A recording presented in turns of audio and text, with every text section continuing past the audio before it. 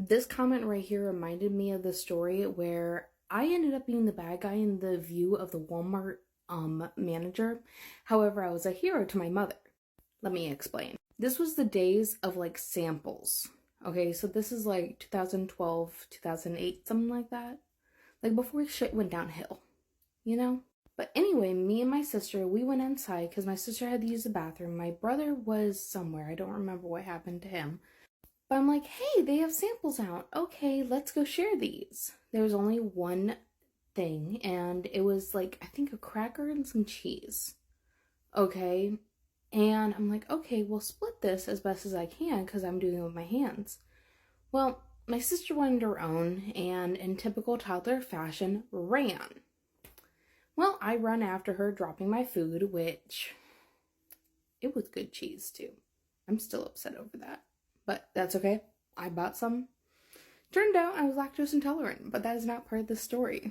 Although I was thankful that happened. But anyway, what had happened is that my sister ran out the building. And this is the days where in my area, the Parta bus ran like this in front of the building instead of like this. This is one of the reasons why they switched, I think. Because magically, like within a month, it started going around the thing instead of across. But my sister runs out. My sister had long Shirley Temple hair. Okay, blonde, curly, you name it.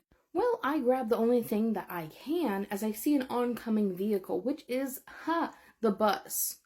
I pull her back. I grab her by her hair, and she goes like that, screaming and yelling and everything like this. And this is all going down in less than like maybe 2 minutes. My mother, apparently she hears us because she's in the front aisle, which was at the time the bread aisle. I think she had my brother, I think.